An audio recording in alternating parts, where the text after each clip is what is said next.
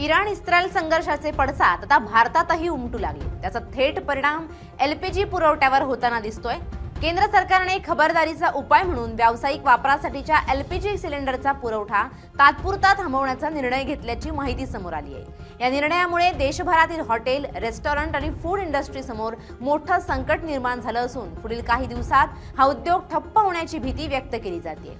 युद्धामुळे निर्माण झालेली भीषण परिस्थिती पाहता केंद्र सरकारने हॉटेल, रेस्टॉरंट आणि उद्योगांना एलपीजी सिलेंडर देण्यावर बंदी घातली आहे। आता हा गॅस केवळ घरगुती वापरासाठीच पुरवण्यात येणार आहे। या गॅसचा पुरवठा केवळ सरकारी कंपन्यांद्वारेच करता येणार आहे, असा आदेश केंद्रीय पेट्रोलियम आणि नैसर्गिक वायू मंत्रालयाने काढला आहे।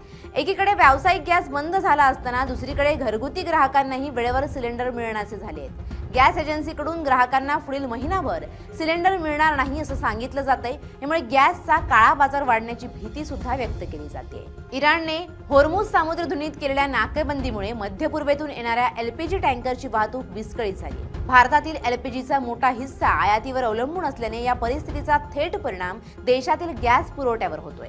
या पार्श्वभूमीवर नागरिकांना घरगुती गॅसचा तुटवडा भासू नये यासाठी केंद्र सरकारने कमर्शियल एलपीजीचा पुरवठा थांबवण्याचा निर्णय घेतल्याचं सांगितलं जातंय। भारत बहुतेक एलपीजी आखाती देशातून आयात करतो।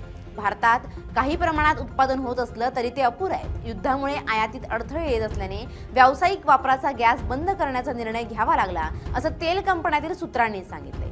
दरम्यान पुण्यातही व्यावसायिक वापरासाठीचा गॅस पुरवठा बंद करण्यात आल्याची माहिती समोर आली आहे। बीपीसीएलच्या शिक्रापूर प्लांटमध्ये आणि एचपीसीएलच्या चाकण येथील प्लांटमध्ये कमर्शियल सिलेंडरचा पुरवठा थांबवण्यात आलाय। डीलर्सना पुढील आदेश मिळेपर्यंत कमर्शियल सिलेंडर घेण्यासाठी गाड्या पाठवू नयेत अशा सूचना तेल कंपन्यांकडून देण्यात आल्या आहेत। तेल कंपन्यांनी डीलर्सना पाठवलेल्या संदेशात स्पष्ट म्हटलंय की युद्धजन्य परिस्थितीमुळे कमर्शियल वापराचा गॅस पुरवठा पुढील सूचनेपर्यंत थांबवण्यात येत आहे। कृपया सिलेंडर घेण्यासाठी गाड्या पाठवू नये। परिस्थिती सुधारल्यानंतर पुढील माहिती देण्यात येईल।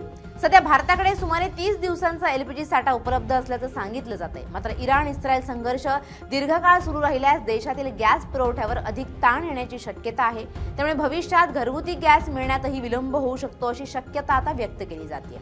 दरम्यान या गंभीर परिस्थितीत राज्य सरकारने केंद्र सरकारशी चर्चा करून हॉटेल आणि रेस्टॉरंट उद्योगासाठी काही मधला मार्ग काढावा अशी मागणी उद्योग संघटनांकडून करण्यात येते। नाम आपका? जी Mrs Pradeep. Ma'am, LPG cylinder पर 60 रुपये बढ़ गए हैं, कितना असर पड़ेगा आम आदमी की जेब पे इससे? बहुत सारा पड़ेगा। अभी सिलेंडर बढ़े, कुछ दिन में पेट्रोल डीजल भी बढ़ जाएंगे तो हर चीज़ महंगी होती जाएगी। 60 रुपये एकदम से बढ़ जाना एलपीजी सिलेंडर पे, ये आम आदमी की जेब पर कितना असर डालता है इसका?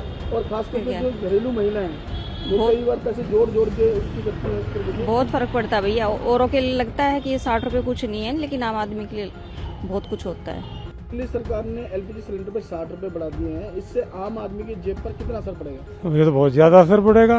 कैसे असर पड़ेगा बताइए। पहले इन्होंने हर चीज में बढ़ाते जा रहे दाम, हर चीज के कैसे कर पाएंगे गुजारा? आम आदमी कैसे गुजारा करेगा?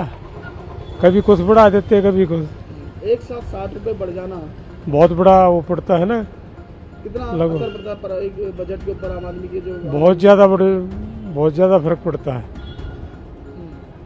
इनका तो काम ही ये है हमेशा। आपका नाम? संजय।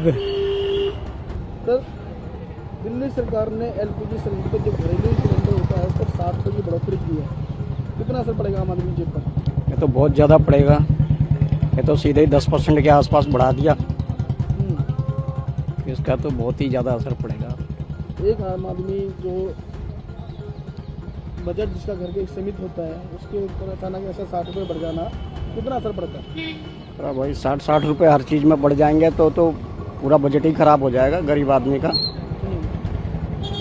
और क्या करेंगे और कैसे करेंगे? और सब चीज़ पे भी बढ़ाई जा रही है, ये तो गलत बात है। कितना मुश्किल हो जाएगा घर चलाना आपसे? अरे बहुत मुश्किल होगा भाई। सरकार से कुछ कहना चाहेंगे? सरकार का तो यही कहना चाहे कि कम से कम महंगाई के ऊपर कुछ न कुछ करे, उसका काबू करे और रोजगार बढ़ाए। क्या नाम है आपका? मेरा हरिराम।